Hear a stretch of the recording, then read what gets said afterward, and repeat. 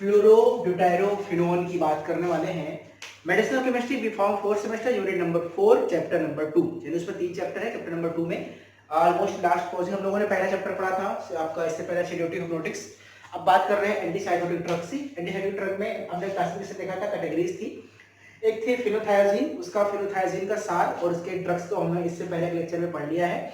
उस लेक्चर में हम बात करेंगे फ्लोरोब्यूटायरोफिनोन ड्रग के सार की, फिर इसके बाद इसके ड्रग्स पढ़ेंगे और एक ही सिंथेसिस पढ़नी है इस चैप्टर में, उसकी सिंथेसिस पढ़ेंगे और फिर हम लोग इस यूनिट 4 के सेगमेंट में 3rd में पहुंच जाएंगे, यानी 3D चैप्टर में एंटी कन्वर्जेंट ड्रग की बात करेंगे। ठीक है, तो अब हम बात करने जा रहे हैं कि सार ऑफ फ्लोरोब्यूटायरोफिनोन। इसका स्ट्रक्चर देख लीजिए क्या होता है। सार ऑफ ब्यूटायरो, इसमें एक R1 कार्बन की चेन है, बीच में X है, CH2N, ये कार्बन रिंग R2Y। ये स्ट्रक्चर पहले तो आप मन में बैठा लीजिए, इसको 2-3 बार याद करिए, कॉपी में लिखिए। कैसे बनाएंगे, CH2N XR इधर N और ये कार्बन की चेन वाला हेटेरोसाइक्लिक हेटेरो रिंग और यहाँ पे R2 और Y। ठीक है, ये हो गया हमारा सिंपल सा एक ब्यूटायरो, इसका नाम होगा फ्लोरोब्यूटायरोफिनोन, ये कंपाउंड हो गया। अब इसमें से कई इस कैटेगरी के बहुत सारे ड्रग होती है, जैसे हेलोपेरिडोल है और भी ड्रग है, तो उस ड्रग के हमको सार पढ़ना है। तो आपको पता है सार का मतलब क्या होता है, स्ट्रक्चर एक्टिविटी रिलेशनशिप, या कि एक्टिविटी या तो घटेगी या तो एक्टिविटी बढ़ेगी। तो मैंने आपको जो ट्रिक सिखाया है, आप क्या ट्रिक सीखेंगे कि कैसे आपको पहले कुछ चीजें वो लिखनी है जो एसेंशियल है। जैसे एसेंशियल में क्या है कि इस हेटेरो एटम, इस एलिफेटिक चेन में, ये हमारा जो एलिफेटिक चेन है इसमें नाइट्रोजन का होना एसेंशियल है। ठीक है, यहाँ पे नाइट्रोजन का होना एसेंशियल है, बीच पे कार्बन की चेन का होना एसेंशियल है, तो कार्बन की चेन है यहाँ पे। ठीक है, ये दोनों चीज का होना एसेंशियल है। तो इन द फ्लोरोब्यूटायरोफिनोन, पहला point, in the fluorobutyrophenone structure aliphatic nitrogen which is attached with the ring is essential for the activity। दूसरा, attached with the nitrogen the aliphatic chain of carbon is essential for the activity। 2 point हमने लिख लिया। अब हम कुछ point बताने जा रहे हैं, उसको कैसे लिखेंगे आप लोग। तो हमको किस पे ध्यान देना है, R1 पे ध्यान देना है, X पे ध्यान देना है, N पे ध्यान देना है, R2 पे ध्यान देना है, Y पे ध्यान देना है। इन सब के बारे में एक एक पॉइंट लिखेंगे। कौन सा, R1, X, N, R2 और Y, इस पे बात करेंगे और ये हमारा हो जाएगा स्ट्रक्चर एक्टिविटी रिलेशनशिप। पहली बात करेंगे R1 की।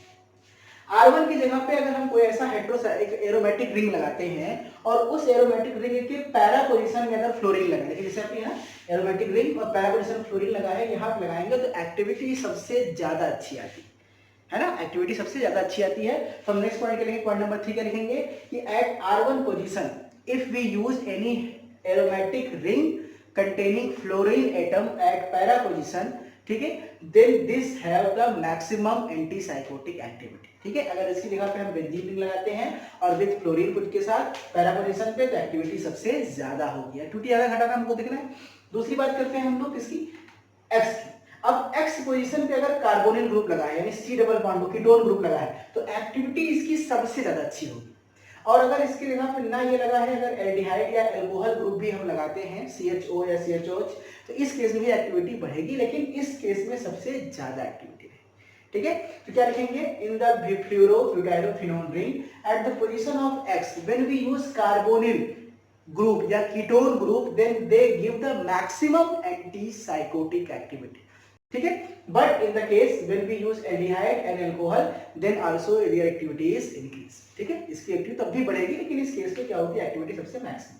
अब यहाँ बात करेंगे N, मतलब कि नंबर है 1 2 3 4, 1 रहेगा तो मेथिल, 2 रहेगा तो एथिल, 3 रहेगा तो प्रोपिल, 4 रहेगा तो ब्यूटिल, 5 रहेगा तो पेंटिल, यानी N बढ़ाते जाओगे कार्बन की चेन बढ़ती जाएगी।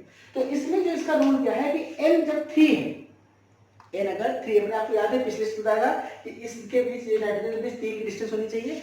अगर यहाँ पे 3 है तो एक्टिविटी सबसे ज्यादा है, यानी एक्टिविटी सबसे बेस्ट है। लेकिन अगर 3 से कम कर दो, 2 कर दो, 1 कर दो, या 3 से ज्यादा कर दो, 4 कर दो, 5 कर दो, इन दैट केस में एक्टिविटी इसकी क्या हो जाएगी, घट जाएगी। बस आपको यही पॉइंट लिखना है। तो हम नेक्स्ट पॉइंट लिखेंगे कि in the aliphatic chain when the n equal to small n equal to 3, यानी it means propyl, small n equal to 3, then activity is maximum. ठीक है, when we decrease और increase the number of carbon chain, यानी 4 5 या 2 3 2 1 कर देंगे, in that case the activity of antipsychotic activity of fluorobutyrophenone drug is decrease. Clear हो गया friend. अब हम बात करेंगे अगला, यहाँ पे R2 की बात करेंगे। तो अगर इस R2 की जगह पे हम कोई एरोमेटिक रिंग लगाते हैं, या हम कार्बन की चेन, या तो हम कार्बन की चेन लगा सकते हैं, या हम यहाँ पे कोई एरोमेटिक रिंग लगा सकते हैं, तो दोनों ही केस में क्या होगा, एक्टिविटी बढ़ेगी। लेकिन अगर हम एरोमेटिक रिंग लगाएंगे तो एक्टिविटी कई गुना ज्यादा बढ़ेगी। ठीक है। तो हम क्या लिखेंगे, in the fluorobutyrophenol ring at the position number R2 when we use aliphatic chain या aromatic ring then their activity is increase, but when we use aromatic ring their activity is maximum, इसकी activity बहुत ही ज्यादा होती है। अब बात करेंगे Y की। इस Y की जगह पे या तो हम OH लगा सकते हैं, जैसे हेलोपेरिडोल में लगता है, या Cl लगा सकते हैं। तो जब हम यहाँ पे OH या Cl लगाते हैं तो एक्टिविटी बढ़ती है, लेकिन OH के केस में एक्टिविटी सबसे ज्यादा बढ़ती है।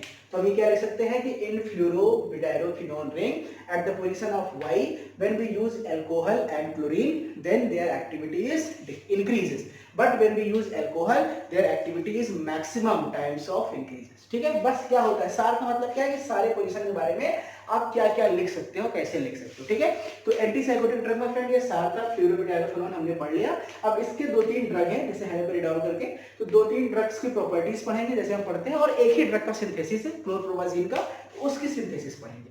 यानी इसके अगले लेक्चर में यूनिट 4 का चैप्टर नंबर 2 खत्म, एंटीसाइकोटिक, यानी चैप्टर नंबर 1 खत्म हो गया सिडेटिव हिप्नोटिक्स, चैप्टर नंबर 2 यानी यूनिट 4 का चैप्टर नंबर 2 एंटीसाइकोटिक भी खत्म। अब चैप्टर नंबर 3 लास्ट है, it is the anti convergent drug या एंटी एपिलेप्टिक ड्रग, उसको भी पढ़ लेंगे। तो यूनिट 4 हम लोग खत्म कर लेंगे और 5 की तरफ मूव करेंगे, बहुत जल्दी सब कुछ खत्म करने वाले हैं। आप लोग बस इसी तरह से बने रहिए। Thank you so much.